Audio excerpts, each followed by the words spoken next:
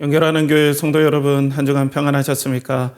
오늘도 계속해서 여러분들과 함께 인터넷을 통하여서 요한복음 강의 함께 말씀 나누도록 하겠습니다. 오늘 말씀의 제목은 은혜 있는 교회의 특징, 은혜 있는 교회의 특징이라는 제목으로 요한복음 20장 11절에서 16절까지 말씀을 가지고 여러분들과 함께 말씀을 나누겠습니다. 지금 이 화면을 통하여서 우리 지금 예배 드리죠. 더욱더 우리 교회는 갑절의 은혜가 필요한 교회입니다. 공간도 없고 개인의 공간에서 이 인터넷을 통해서 예배 드릴 때 이 시간 우리 다 함께 마음속으로 기도하면서 성령의 갑절의 은혜가 부어지도록 계속해서 기도하는 마음으로 예배 함께 했으면 좋겠습니다. 그리고 이 시간 바라옵고 원학교로는 성령께서 우리에게 강력하게 임재하여 주셔서 주의 말씀이 들리고 또 주의 말씀이 선포되는 복된 역사가 있도록 우리 함께 또 기도하는 마음으로 예배에 참석하기를 간절히 축복합니다. 우리 함께 예배를 위해서 기도하겠습니다. 하나님 아버지, 오늘도 우리가 함께 예배를 드립니다. 우리 교회는 공간이 없고 각자의 처소에서 화면을 통하여서 예배에 참석합니다. 하나님, 이 시간 성령님을 통하여서 갑절의 은혜를 허락하여 주시옵소서. 아버지 하나님께서 임재에 계시다라는 그 임재의 감각이 또 부활하신 주님께서 마리아의 눈에 보이셨던 그 은혜의 역사가 이 시간 예배드리는 우리 연결하는 교회 성도들에게 부어지게 하여 주셔서 이 시간 살아뛰는 성령의 역사와 부활의 감격과 하나님 나라가 시작되었다는 믿음의 역사가 우리 가운데 충만히 일어나게 하여 주시고 이 은혜로 이 거친 시대를 살아갈 수 있도록 하나님 힘을 주시고 오늘도 역사하여 주시옵소서. 이를 간절히 의탁하옵고 존귀하신 예수 그리스도의 이름 받들어 간절히 기도하옵나이다. 아멘. 자, 요즘에 이제 겨울이 지나고 완연한 봄이 올 것 같은 기대가 좀 느껴지죠. 바깥에 산책을 해보면은 이제 바람이 좀 달라요. 바람이 겨울에 매서웠던 바람하고 이 봄날의 바람인데도 매섭지만은 뭔가 날카로움이 이렇게 깎여 나간 듯한 부드러운 바람들이 부는 느낌들이 듭니다. 바라옵고 원하기로는 여러분들의 영혼에 이런 은혜의 봄이 임하길 축복합니다. 하나님의 임재가 새싹처럼 돋아나고 여러분들의 마음 가운데 이전에 느끼지 못했던 하나님의 살아있는 생명의 역사, 하나님께서 살아계시는 그 역사가 우리 이 제한적으로 예배드리는 우리 연결하는 교회 성도들에게 이 시간 부어지길 축복해요. 이 시간 초등학생, 중학생, 고등학생, 그리고 청년, 우리 성도님들 다 같이 예배 드리잖아요. 화면을 뚫고 나오는 하나님의 임재 역사, 또 우리는 공간에서 드리지 않는 대신 각자의 공간에서 예배 드리는 대신 예수님께서 이 시간 여러분들의 손을 꼭 잡아주시고 부활하신 예수님께서 그 못자국 난 손으로 여러분들의 마음을 만져주시고 또 여러분들의 흩어진 마음을 보아주시고 또 손을 붙잡아 주셔서 이 시간 여러분들에게 말씀이 들리는 은혜의 역사가 일어나길 간절히 축복해요. 자, 제가 이전에 2011년도, 아주 오래전이죠. 지금 10몇 년 전입니까? 그때 신문에 기사를 본 기억이 나요. 거기에 2011년의 그 기사에 엄청나게 많은 뭐 포털 사이트라든지 그런 어떤 메인 신문사라든지 다 이런 기사들을 좀 냈던 기억이 나요. 2011년도에 2004년도에 굴지의 대기업에 지금의 안드로이드 개발자가 이 안드로이드 프로그램을 사달라고 2004년도에 찾아갔답니다. 그런데 그 우리나라에서 완전 엘리트만 모였다라는 그 회사에 그 중역들이 그걸 딱 보고 이건 별로 수익성이 없어라고 그 제안을 거절했다는 거예요. 그리고 난 다음에 2005년도에 여러분들이 잘 아시는 그 구글 있잖아요. 구글의 CEO가 딱 보고 이거 대박이다.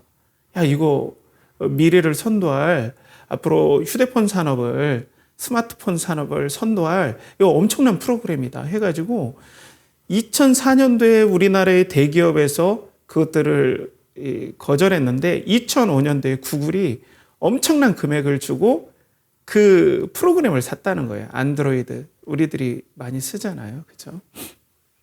그걸 저기 샀다는 거예요. 그래서 대박 났잖아요, 구글이, 그죠? 그리고 2007년도에 이 구글이 이 안드로이드 폰을 제작하려는데 또 우리나라의 굴지의 대기업에 이걸 생산해 줄 수 있냐 그랬더니 그때 스마트폰이 나오기 전이에요. 그걸 딱 보더니 그 굴지의 대기업이 이거 우리 뭐 수익성도 안 맞기 때문에 우리 이 기계 만드는 일은 우리가 참여하지 않겠다 이렇게 했나 봐요. 그런데 이게 나중에 뭐 대박을 터뜨린 거죠. 자, 보십시오. 우리나라의 초엘리트들이 모인 대기업이라고 볼 수 있습니다. 거기에서 어떤 향후 기업의 앞길을 판단하실 수 있는 그런 분들이 지능이 떨어지시는 분들은 아니잖아요. 얼마나 재능이 있고 또 우리 보통 사람을 능가하는 시대를 초월하는 안목이 있습니까? 그런데 그분들 눈에는 이 안드로이드가 보이지 않았다는 거예요. 그런데 구글은 보였다는 거예요. 참 희한하지 않나요? 저는 우리나라의 기업에 있는 분들이 구글에 있는 사람들보다 뛰어나다고 보진 않아요.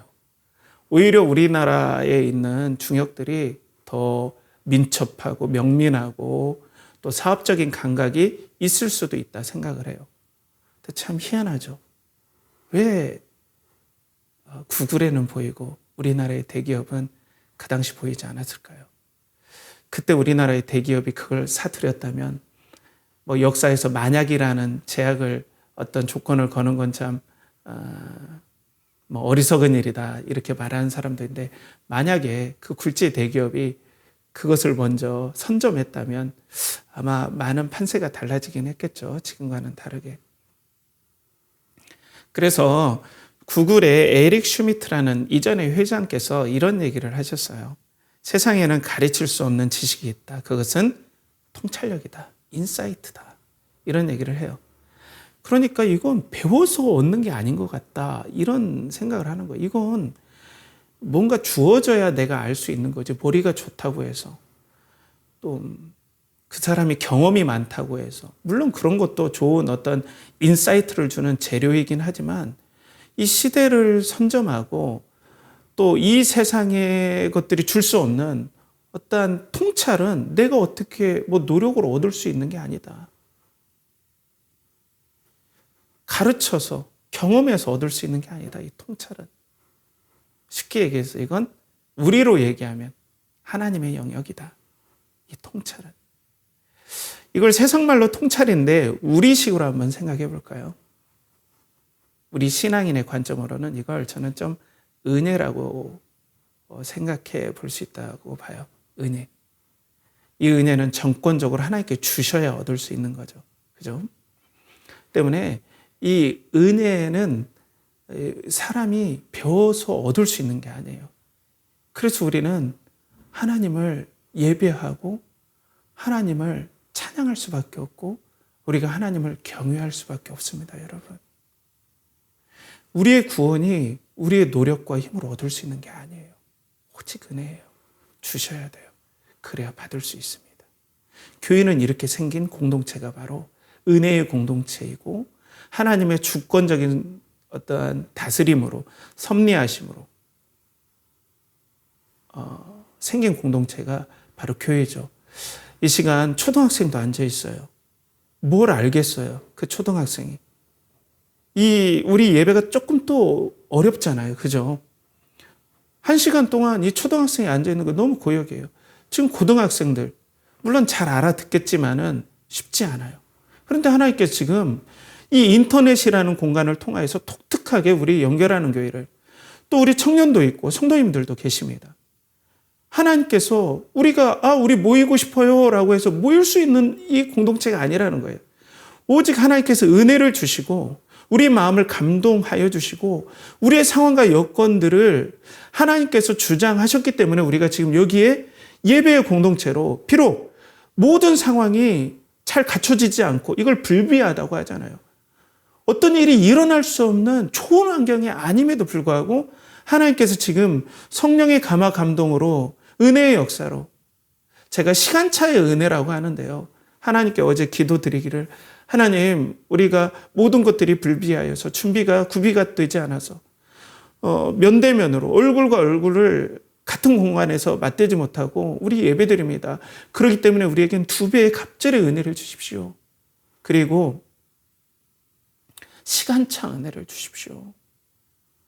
이렇게 우리가 영상을 녹화하고 함께 나누지만 하나님께서 이 모든 것들을 섭리하여 주셔서 하나님의 은혜를 주셔서 정권적인 하나님의 인사이트를 주셔서 지금 이 시간 예배를 함께 참석하는 우리 형제님 그리고 우리 성도님들 또 우리 학생들 우리 모두에게 시간차 은혜를 주세요 라고 기도하는 부분이 바로 이런 부분이에요.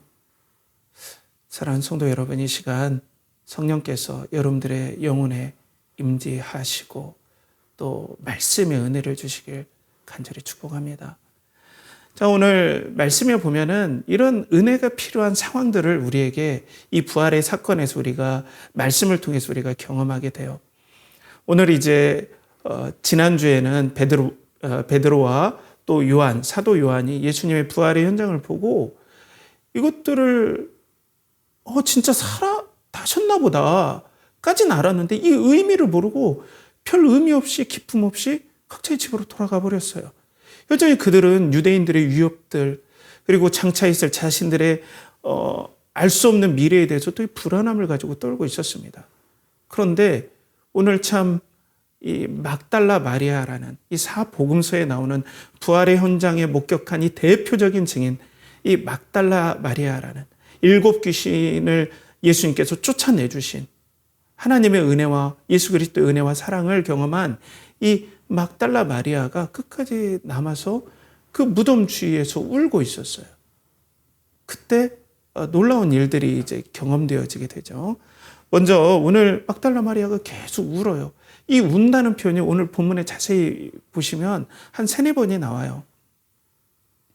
뭔가 부활의 사건이 일어났음에도 불구하고 그 막달라 마리아가 우는 모습을 통해서 믿음의 시야가 열리지 않고 또 아무리 헌신되었다 할지라도 은혜의 믿음의 눈이 열리지 않으면 우리는 이 세상의 단편적인 것에 집중해서 울고 낙담할 수밖에 없음을 오늘 막달라 마리아를 통해서 말씀은 보여주고 있다는 거죠. 그래서 오늘 11절에 보면 마리아는 무덤 밖에 서서 울고 있더니 울면서 구부려 무덤 안을 들여다보더니 막달라 마리아는 지금 예수님의 부활을 생각할 겨를도 없이 시신이 없어졌다. 이거에 큰 충격을 받았다는 거예요. 예수님의 부활에 대한 감각이 아니라 시신이 없어진 것에 대한 그 슬픔. 왜냐하면 그 누구보다도 예수님을 곁에서 봤고 성령에 충만하신 예수님. 말씀을 선포할 때 사람들의 영혼이 살아났던 걸 봤고 하나님의 말씀이 선포되는 그 놀라운 역사를 경험했고 무엇보다도 하나님을 사랑했고 하나님의 능력이 나타났고 하나님 나라를 선포하신 그분인데 유대인들의 지도자들의 그리고 로마가 모함에서 십자가에 매달려 돌아가게 하신 그 예수님 볼 때 이 막달라 마리아는 엄청난 상처였어요. 마음에. 하나님의 아들이신 그리고 그렇게 하나님을 사랑했던 그 예수 그리스도께서 억울하게 죽으셨는데 그 여인의 시선으로 볼 때 십자가에서 죽으신 그 사실이 너무 가슴 아파서 예수님의 시신에 향품을 바르고 모략을 바르는 일에 이 여인들이 함께하면서 엄청나게 눈물을 흘리고 그리고 그 시신을 끝까지 잘 예를 갖추기 위해서 무덤까지 안식 후 첫날에 찾아왔는데 시신이 없어져 버렸으니 이 여인이 받은 이 아픔과 상처는 이루 말할 수가 없는 거죠. 근데 예수님이 부활하셨는데 이 여인은 예수님의 죽음에 지금 계속해서 함몰이 되어 있는 거죠. 이 꽂힌 거예요. 세상 말로 말하면. 거기에서 벗어나질 못하는 거예요. 예수님은 지금 부활하셨는데 이 예수님의 죽으심과 그 세상사에 완전히 예수님의 부활의 사건이 전혀 이 여인의 눈에 들어오지 않았다라는 거예요. 우리도 그렇지 않습니까, 여러분? 우리가 세상을 살면서 예수 그리스도를 믿어요. 십자가에서 달리신 예수님을 믿어요. 심지어는 우리는 막달라 마리아하고 비교되지 않게 우리는 예수님의 부활까지도 알아요. 그런데 크리스천들이 이 시대에 엄청나게 우울감을 호소합니다. 전 너무 공감해요. 시대의 쓰나미가 만만치 않다라는 거예요. 그런데 오늘 본문의 성경에서 보면 여인들이 울고 있는 것에 대해서 계속 조명해요. 예수님이 부활하셨는데 이 부활을 안다면 이 슬픔을 극복할 텐데 라는 그런 뉘앙스를 계속해서 성령께서 말씀을 통해서 우리에게 보여주고 계시다는 거예요. 우리에게도 마찬가지. 우린 예수님의 부활을 알잖아요. 그런데 크리스찬들이 엄청난 우울감을 호소해요. 여러분, 성도님들 뿐 아닙니다. 제가 통계를 보니까 작년 통계에 목회자의 거의 50%가량이 우울감을 호소하고 있어요. 사랑하는 성도 여러분, 이 시간 부활의 은혜가 여러분들에게 임하길 축복합니다. 성령께서 여러분들의 마음을 만지시고 부활하신 예수님을 이 시간 바라볼 수 있는 은혜가 예배드리는 여러분들의 마음과 우리 초등학생, 중학생, 그리고 고등학생, 우리 성도님들, 청년들 하나님에게 그 부활하신 은혜, 이 세상의 슬픔을 뛰어넘는 은혜가 부어지길 축복합니다. 그러니까 오늘 본문에 이제 12절, 13절에 보면 이렇게 나와요. 흰옷 입은 두 천사가 예수의 시체 뉘었던 곳에 하나는 머리편에 하나는 발편에 앉았더라. 천사들이 이르되 여자여 어찌하여 우느냐. 이르되 사람들이 내 주님을 옮겨다가 어디 두었는지 내가 알지 못함이니이다. 그러니까 성경은 다른 성경들에 보면 청년이라고 나오죠. 천사가. 그러니까 모르긴 몰라도 막달라 마리아는 천사가 앉아 있는데 이게 사람처럼 보였다라고 생각해요. 근데 오늘 성경은 뭐예요? 예수님의 시신을 누였던 머리편과 발편에 천사가 앉아 있다라는 건 예수님께서 부활하셨다라는 확증이잖아요. 그리고 오늘 천사가 뭐라고 합니까? 여자여, 여자여, 어찌하여 우느냐. 이건 뭐예요? 정말 부드러운 책망이에요.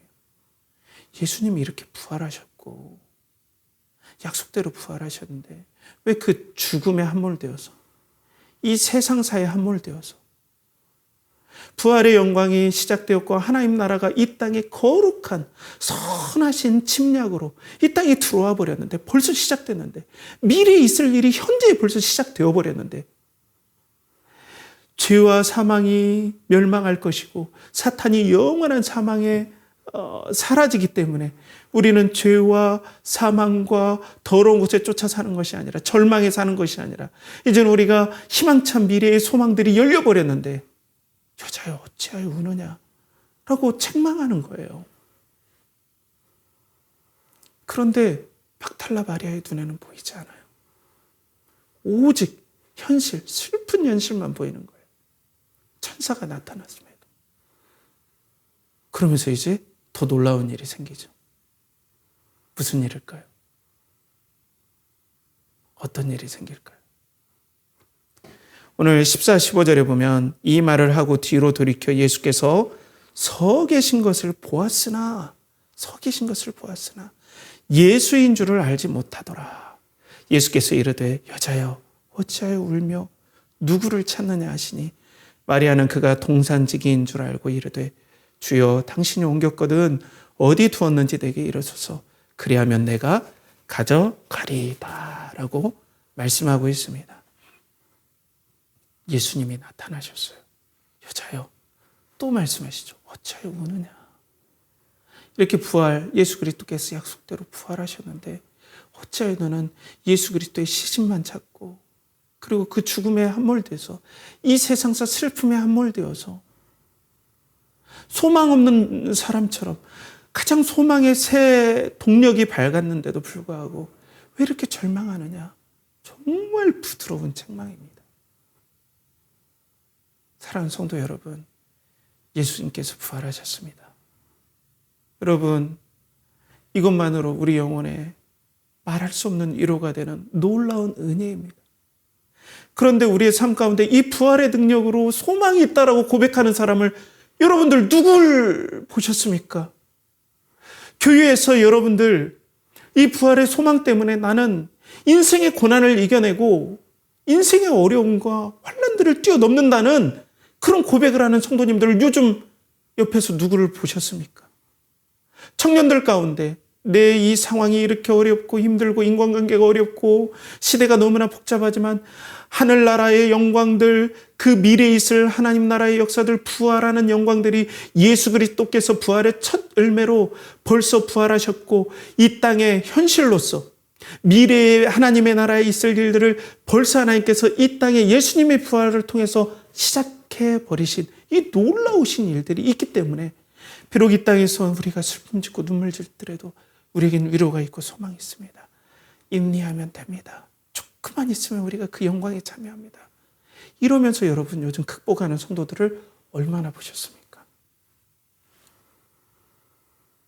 오늘 예수님께서는 우리들에게 너무나 안타까운 마음으로 이 헌신된 막달라 여인에게 여자여 어찌 우느냐, 어찌하여 우느냐 하듯이 오늘 우리들에게 우리 사랑하는 하나님의 백성들이요, 하나님의 양들이요, 어찌하여 이 땅에서 소망 없는 자처럼 우느냐.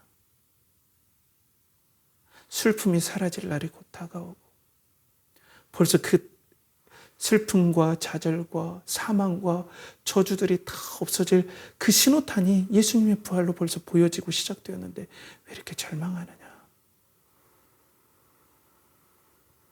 우리 주님께서 오늘 여러분들에게, 우리들에게 말씀하고 있다는 거죠. 그런데 여인의 눈에 예수님이 보이지 않아요. 여러분들이 지금 예배 드리는데 예수님께서 손을 잡고 계시는데도 내가 이 불비한 곳,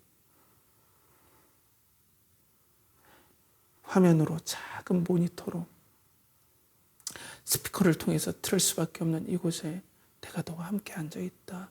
네 손을 잡고 있고 이곳이 바로 성전이고 지성소다.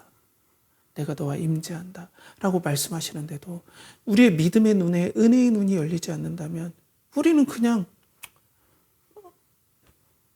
예배의 편리성에 따라 앉아있는 이상한 형태가 되어버려요. 우리 연결하는 교회는 편리성을 지향하는 곳이 절대 아닙니다. 이걸 목표로 하지도 않습니다. 4차 산업혁명과 그리고 AI 시대를 준비하긴 하지만 우리가 그냥 이 인터넷으로만 쭉쭉 가겠다. 이것이 진짜 예배고 이렇게는 하지 않아요.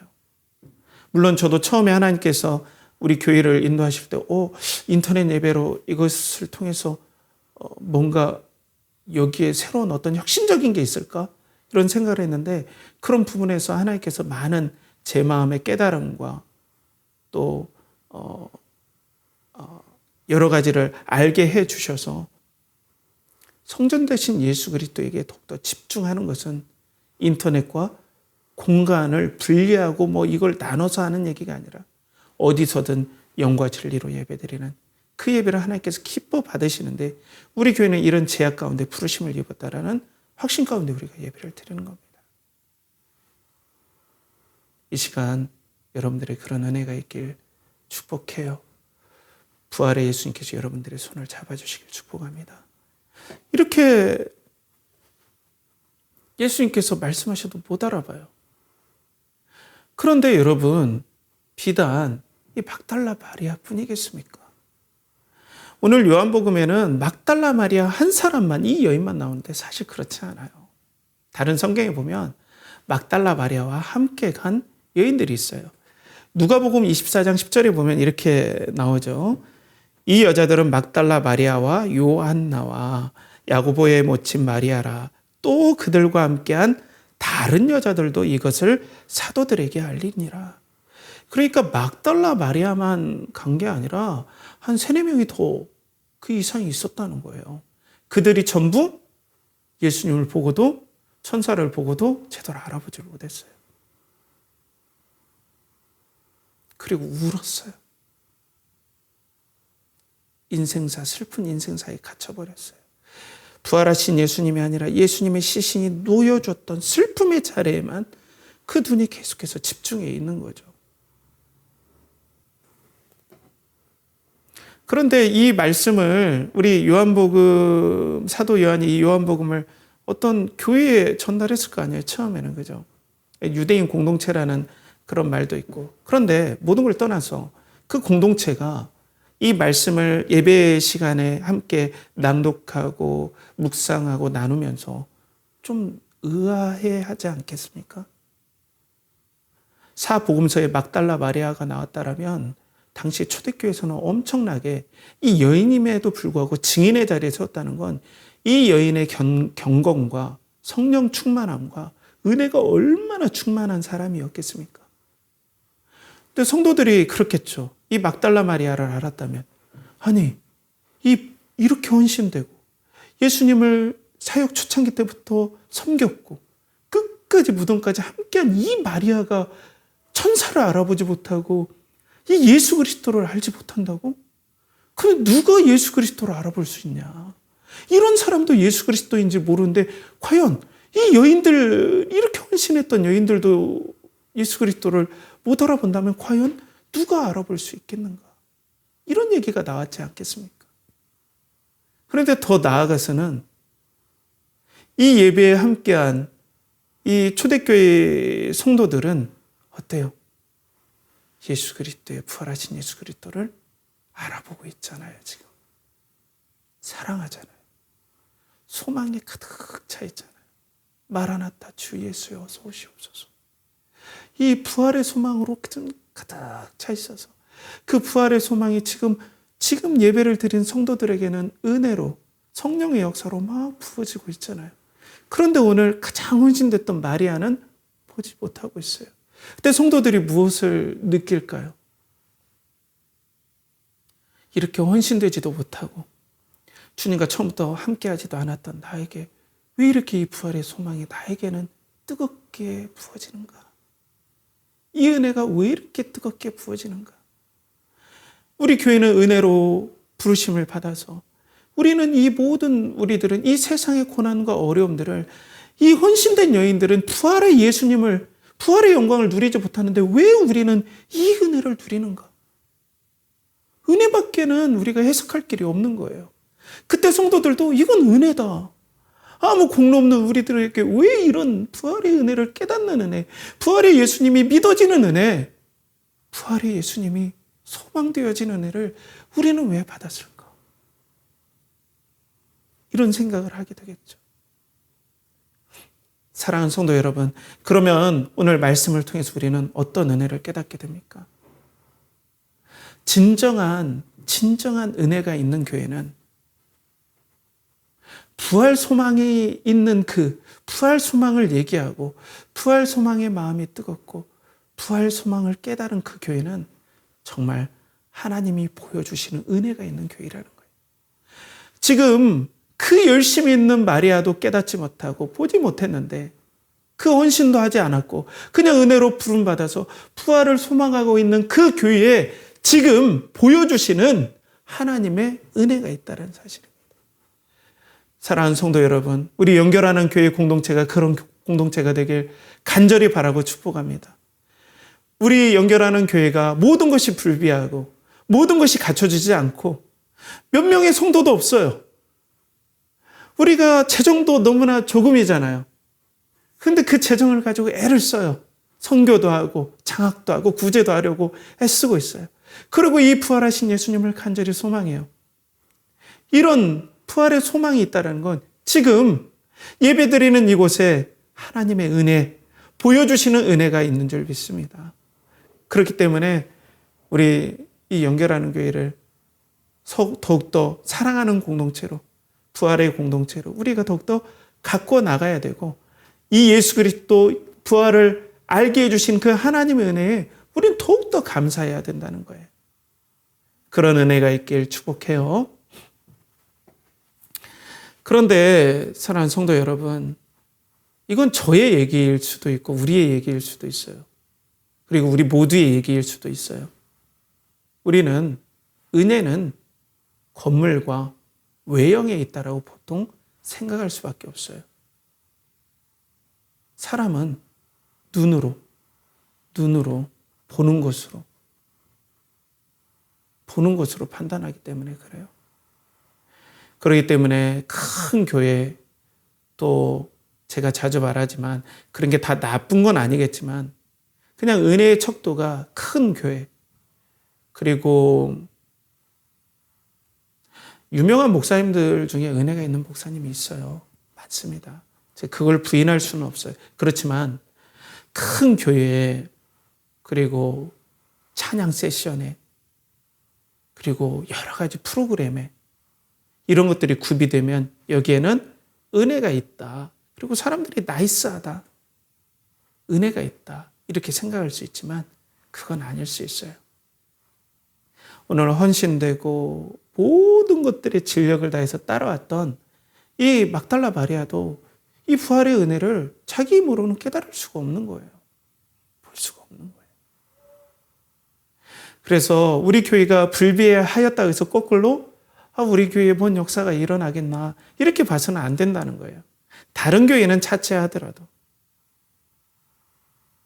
그런데 우리가 이 불비한 것만, 제가 회개할 일이긴 합니다만, 안 갖춰졌다 해서 혼자 예배드린다 해서 너무나 풀어지고, 그리고 모니터를 통해서 예배드린다고 해서 우리가 마음이 여기는 은혜가 없을 거야 하는 것도 이상하게 된다는 거죠.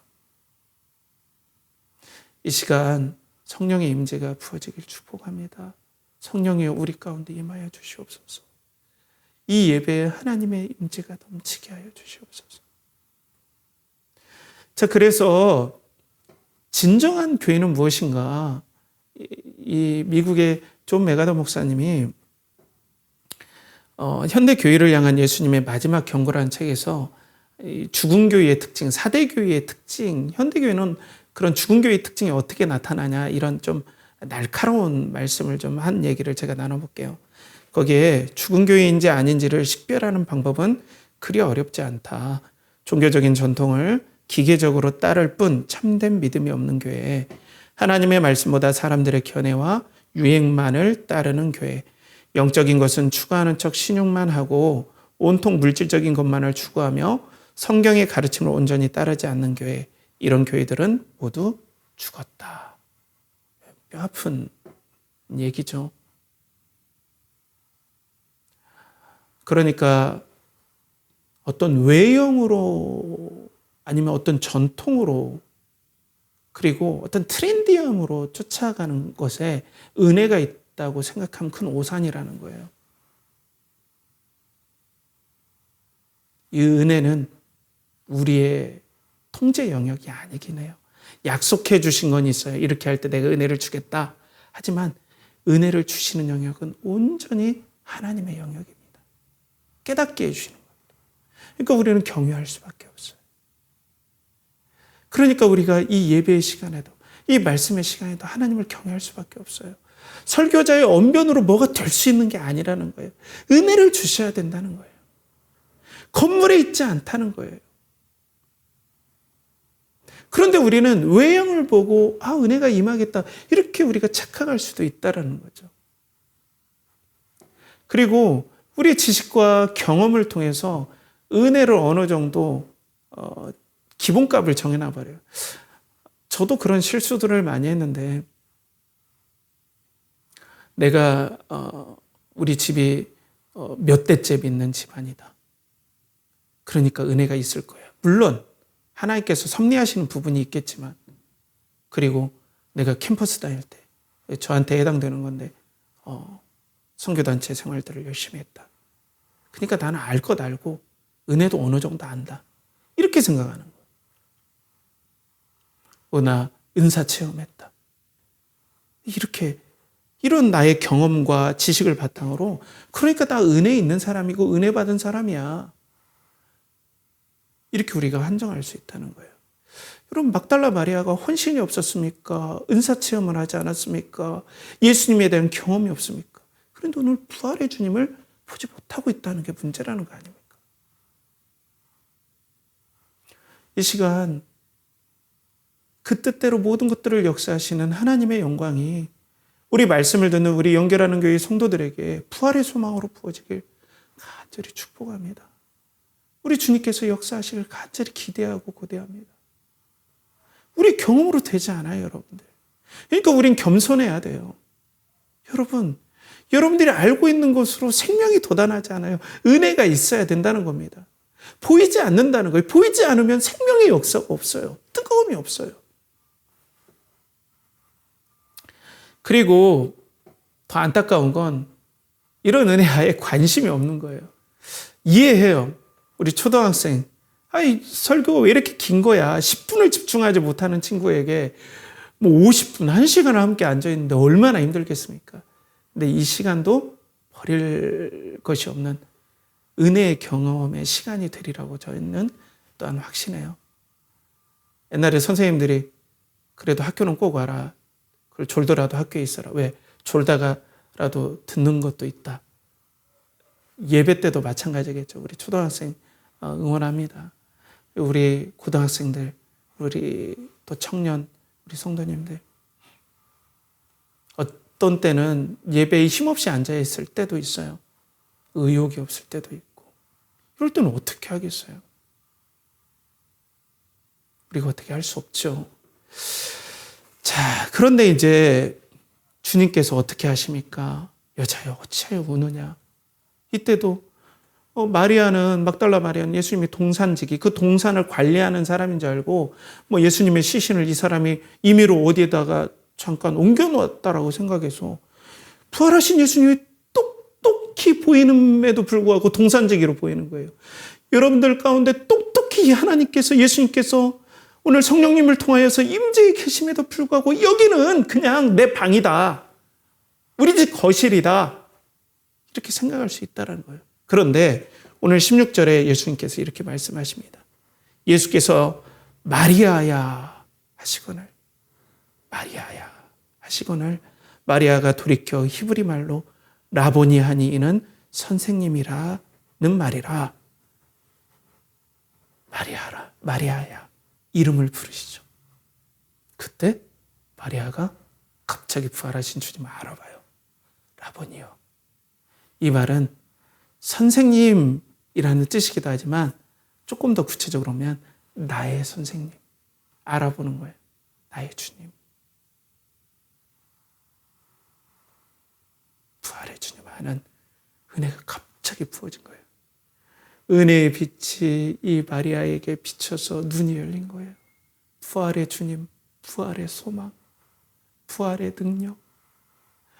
이 슬픔 많고 울 수밖에 없는 굴곡진 세상을 환하게 비춰줄 부활의 은혜가 마리아야 하는 음성 속에 부어져 버린 겁니다. 이게 은혜입니다. 이게 은혜예요. 이건 예수님께서 약속하셨던 거예요. 요한복음 10장 27절에 어떻게 약속하십니까? 내 양은 내 음성을 들으며 나는 그들을 알며 그들은 나를 따르느니라. 여러분, 이 구원의 은혜는 우리의 선함도, 우리의 노력도, 우리의 공로도 전혀 들어갈 곳이 없고 오직 영원 전부터 우리를 선택하신 하나님의 작정된 사랑과 예수 그리스도의 십자가의 공로와 그리고 부활로 말미암아 이 은혜가 우리들에게 정권적으로 부어진다는 겁니다. 우리의 공로력이 조금도 들어갈 틈이 없어요. 그런데 놀랍게도 마리아야 하는 말에 이 영혼이 깨어나 버린 거예요. 부활하신 예수님이 보이는 거예요. 이 시간 여러분들의 이름을 불러주시는 성령의 역사, 부활의 역사가 이 시간 여러분들에게 임하길 간절히 축복해요.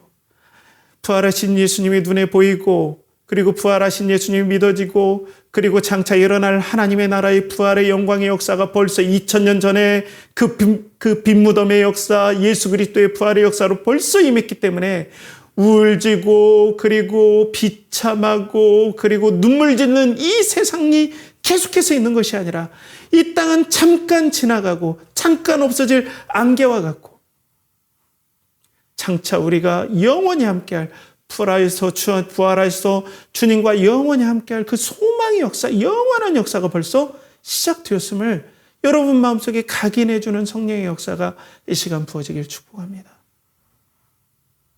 사랑하는 성도 여러분, 오늘 예수님께서 여러분의 눈을 밝혀주실 거예요.